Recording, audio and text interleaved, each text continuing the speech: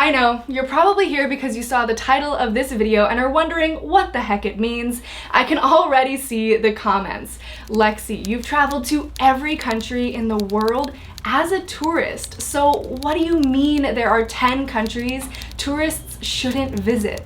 Also, there's a question mark at the end. What does that even mean? Well, I'm glad you're here and I'm glad you asked. Let's jump right in. What you need to understand going into this video is there is a big difference between what's known as extreme travelers and the average tourist. Because things are more public on social media, we're seeing more extreme travelers more frequently. Also, simply because this makes for more entertaining content. I have done extreme travel, and I know many others who still do it, so I can give you a behind-the-scenes look at what it takes. This is also why I can speak to which countries aren't suitable for casual tourism. My concern is that I don't want someone who doesn't have years of travel experience under their belt to see extreme travel on social media and head off to one of the countries on this list thinking it's the same as taking a summer holiday in Western Europe or Southeast Asia.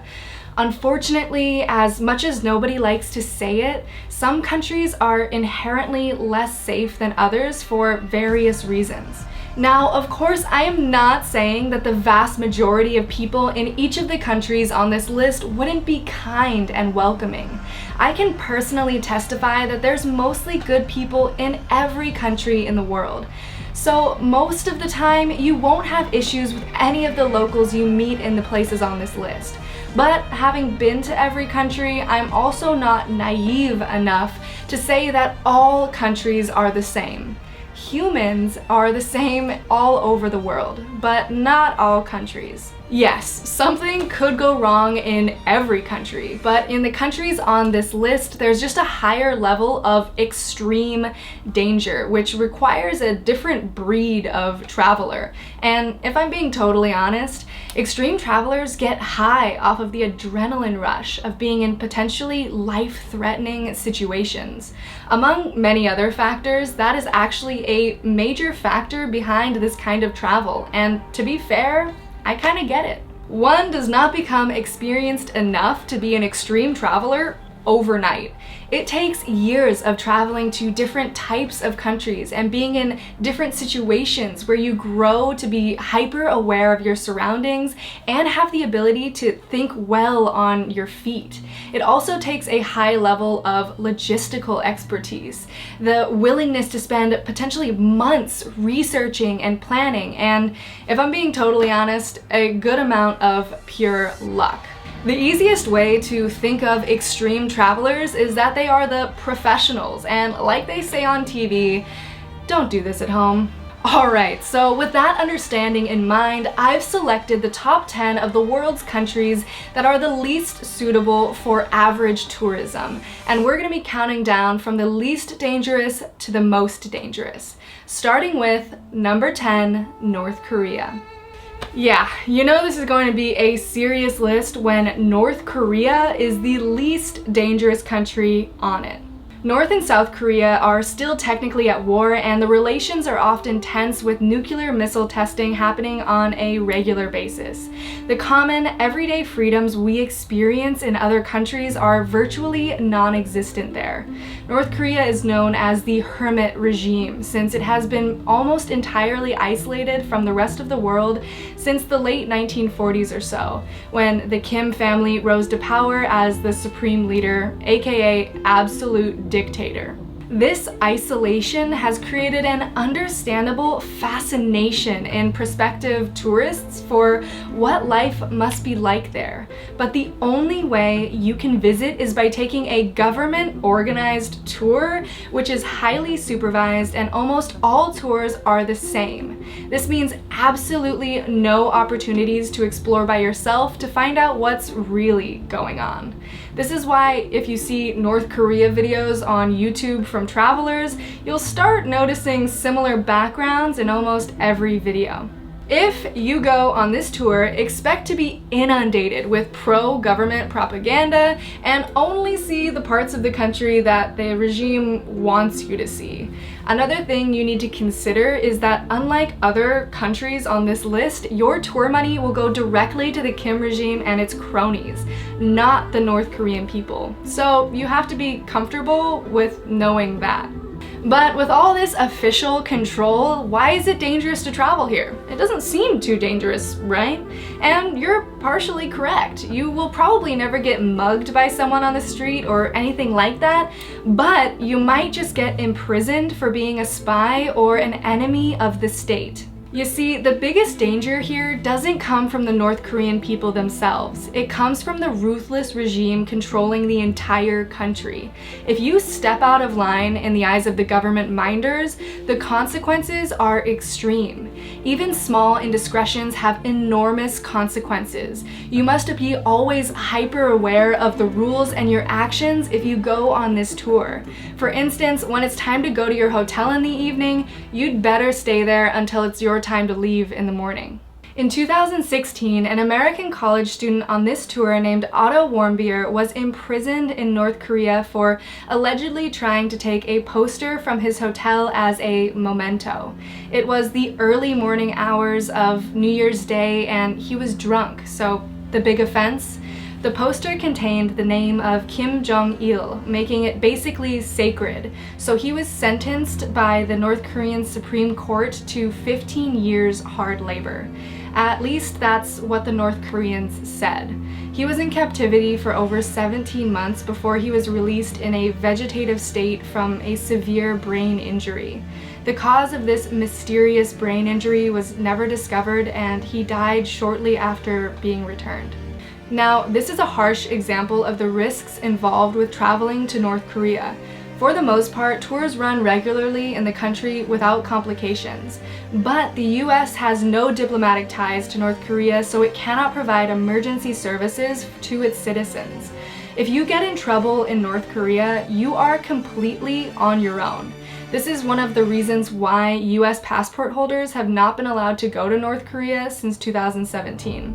But is there an alternative? Well, yes. I recommend traveling to the DMZ on the border between North and South Korea, where you may be able to cross into North Korea inside the infamous Blue House. But for the time being, this is how you can visit North Korea without potentially risking your life and directly financing or promoting an evil dictatorship. Number 9, Bangladesh. Okay, so now we're switching gears quite a bit. Remember how at the beginning of this video I said that these countries might be okay for super experienced, extreme travelers, but not the average casual tourist? Bangladesh is a prime example of that. Do not come here if you've only been out of your home country a few times. There are plenty of other places in Asia that you should go to get your feet wet first. So if I'm not making myself clear, despite what you might see from extreme travelers online, this is not your summer break destination. Now, if you've been to a ton of countries already and you're willing to take on extreme travel in a serious manner, that is up to you. And I wish that the truth was different, because here's the thing. There is beautiful nature to see in Bangladesh, from its rivers to its jungles to the largest mangrove forest in the world. This country is cool, and there are so many kind people in Bangladesh. It can actually be wonderful. But unfortunately, there is a very high rate of petty crimes and violent crimes like pickpocketing and robbery. Now, this happens in every country, but keep in mind that since there's hardly any other tourists here, you're going to attract a lot of attention every time you're on the street, making you an obvious target. As a tourist, you should always try to blend in, but here everyone will stop and stare at you, so you will have no cover. Stemming from this unwanted attention, Bangladesh is often an uncomfortable and difficult place for women to travel, especially solo female travelers, because sexual harassment tends to be more common than average here. Now again, these issues happen in every country. Trust me, I've been there. But I think one of the main reasons all of these issues are so intense here is because Bangladesh is just so crowded. In the capital, Dhaka, there's about 22 million people inside about 800 square miles, making it one of the most densely populated places in the world. So if you get claustrophobic or intimidated by crowds, then this is definitely not the place for you. But because of this overcrowding, all of these issues I've just mentioned are magnified. To make matters worse, there has been a lot of political instability due to unrest in neighboring countries with ongoing terrorist attacks, including attacks that targeted foreigners in the last 5 years or so.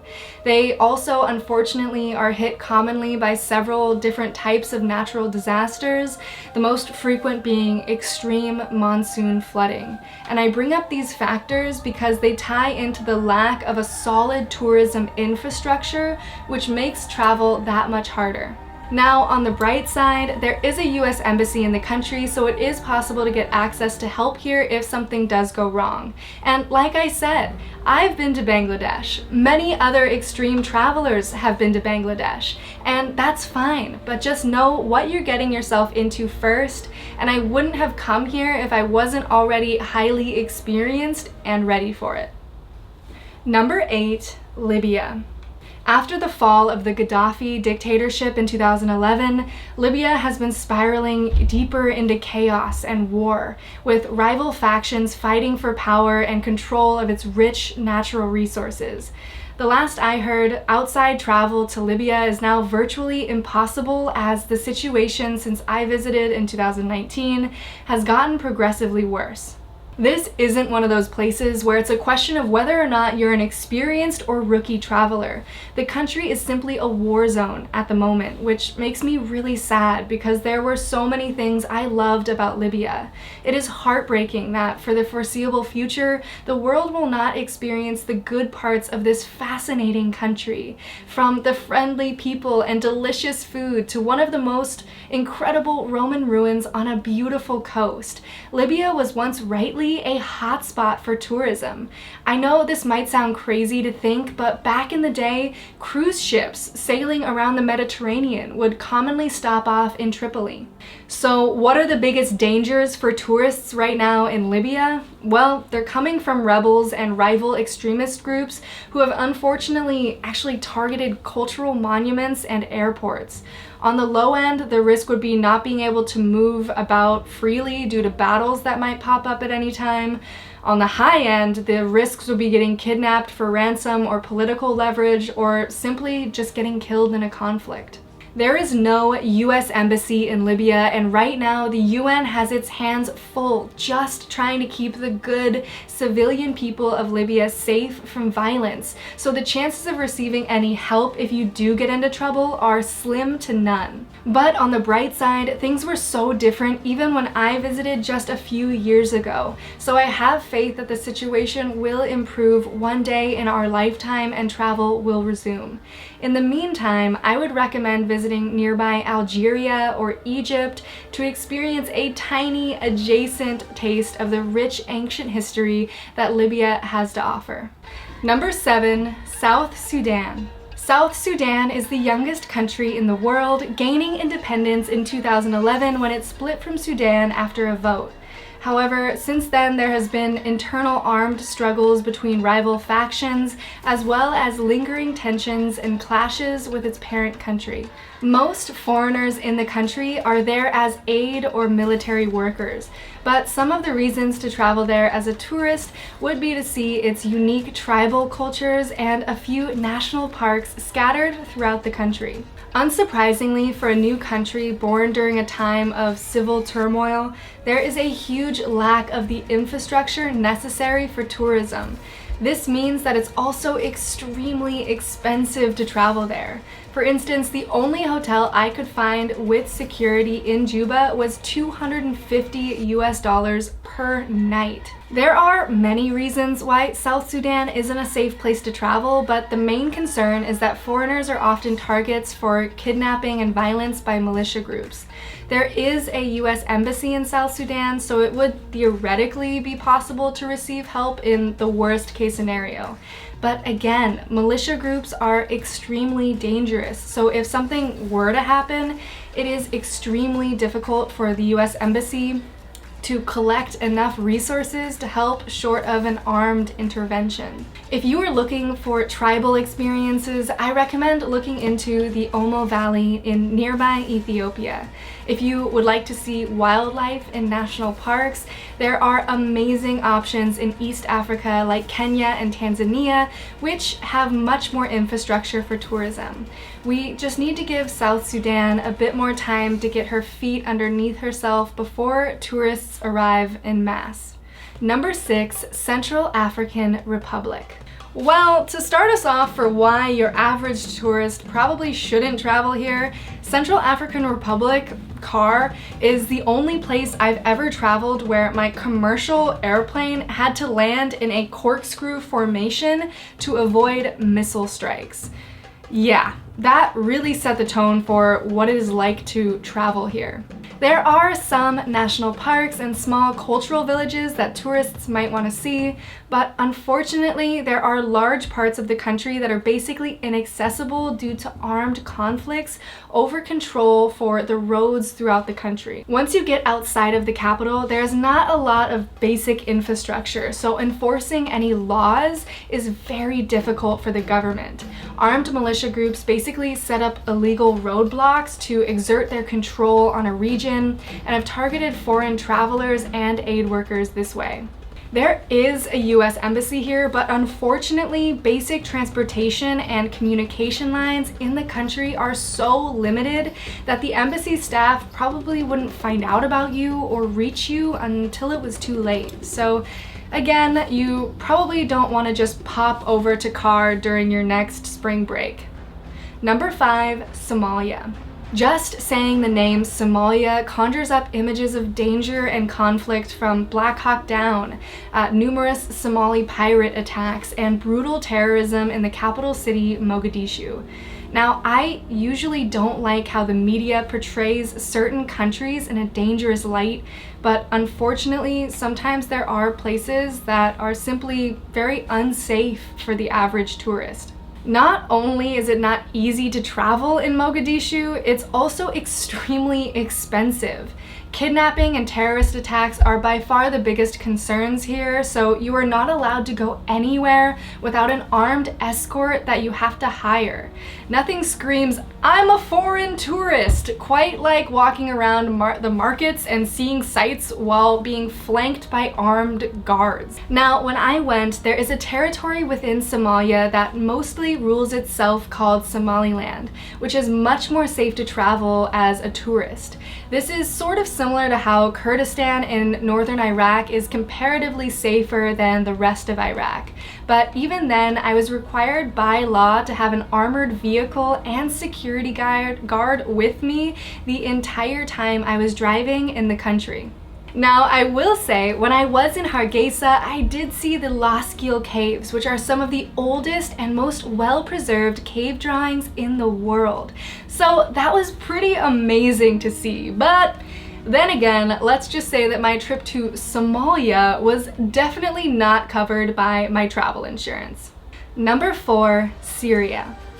After the Arab Spring in 2011, Syria has been torn apart by almost constant war, and as the political tensions have escalated in recent years, it has become nearly impossible to travel in the country, especially for American citizens. And this is so heartbreaking because Syria has such an amazingly rich culture and history, one of the oldest in the world, in fact. Before the war, there was a good infrastructure for tourism, but most of it has been lost now as large amounts of the country has been reduced to rubble. Syria is the only country where I personally know someone who was kidnapped there and held by the government. Thankfully, my friend was dramatically saved after several months of being held in a Syrian prison. I won't get into his story too much yet, perhaps one day, but let's just say that the US government was not able to offer any assistance in his rescue, and many other travelers have not been as fortunate. I'll keep this one simple. Even if you are an experienced traveler like my friend was, don't go to Syria for the foreseeable future. The government is extremely corrupt, and there is very little access to foreign aid if something goes wrong while traveling here. I really hope that this will change in our lifetime and Syria will rise again from the ashes so everyone can experience what it has to offer. But for the time being, I would recommend visiting nearby Lebanon and Jordan if you're interested in experiencing a somewhat similar Middle Eastern culture. Number 3, Mali. This country can be tempting for extreme travelers because Mali does have interesting sites like the mysterious Timbuktu and a couple of awesome UNESCO World Heritage sites like the Mud Mosque in Djenné. Unfortunately, many points of interest are forbidden for tourists to visit. I'll repeat, there are many places where tourists are prohibited, as in they don't want tourists, so don't even try. Large areas of Mali are under the control of Islamist rebels who practice extremely strict Sharia law. This, of course, makes it particularly unsafe for solo female travelers. And let's just also say that these groups politically don't take too kindly to American or European tourists. I have heard firsthand from European military officers that Mali is one of the worst places on the planet that you could possibly get kidnapped because it is nearly impossible to rescue someone there, even with commandos. There have been many rescue missions in recent years, including where French soldiers have actually lost their lives trying to rescue tourists. Again, this is not the place for your average tourist vacation because the risk versus the reward isn't worth it. Number 2, Yemen. The ongoing civil war in Yemen is considered one of the world's worst humanitarian crises. Most areas of the country are completely unreachable due to violence between militia groups. Since it is very unusual to see tourists here, they have become an obvious target to be used as a pawn of war by the factions. Yemen was one of the most interesting countries I have ever traveled to, and I met some of the kindest people here, but it by far felt the most dangerous. Not only does the US not have an embassy here, very few countries have embassies here, and there is basically no form of law enforcement beyond the Yemeni military. It feels like you're in the most lawless version of the old Wild West movies. There is no infrastructure for tourists in mainland Yemen proper, and it isn't even possible to get a tourist visa here. I was able to get in as a working photographer to capture images for a book that was being published by my friend about the least visited countries in the world. Now, there is a bit of a loophole if you want to get a taste of Yemeni culture, and that is the island off the coast called Socotra. Socotra is an amazing place filled with so much incredible diversity in its landscape. This island is somewhat autonomous from mainland Yemen, and they do welcome tourists. You don't even need to go from Yemen. While I do recommend visiting Socotra, there are still many risks involved with traveling here, so I would consider it something only an experienced traveler should undertake. Number 1, Afghanistan. So now we have come to number 1 on the list. In past years, Yemen was ranked the most dangerous country in the world. But that was before 2021, when tragically before our eyes, an evil terrorist group known as the Taliban overthrew the democratic government in Afghanistan and changed the ranking instantly. Let me be clear, this broke my heart because I loved my time in Afghanistan. Afghanistan has all the makings for a world-class tourism destination. There are colorful traditions, amazing local foods, historic monuments dating back thousands of years, and more importantly, kind people at every turn who had so much hope for their country. I wish everyone could see the beauty of this country, but it has become too great of a risk for the time being.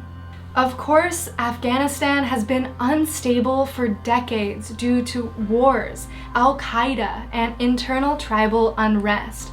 But now, the situation has changed completely since the Taliban set up their regime founded on terrorism and radical Sharia law. If they catch you here, you might quite literally lose your head. This country is now totally inaccessible for the foreseeable future, even for the most extreme traveler, unless they literally have a death wish. I look forward to the day when the people of Afghanistan will be able to turn their country around and realize its full potential. I just really hope that it happens in our lifetime.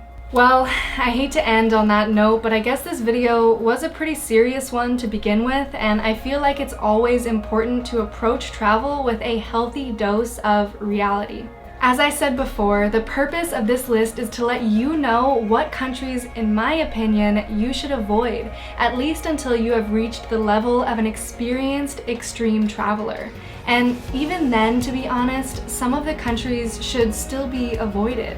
Of course, always do your own research and make your own decisions. Guys, there are so many countries to choose from in this world. Traveling to these 10 countries as a foreigner, especially if you aren't an extreme traveler, don't have close local friends, or if you're a solo woman, is just extremely difficult to manage. Of course, that is not to say that it is not possible. I am a living example of that, but perhaps I went so that you don't have to.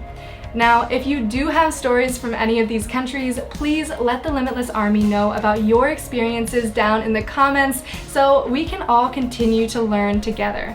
Thank you so much for watching, and until the next one, let's push our limits.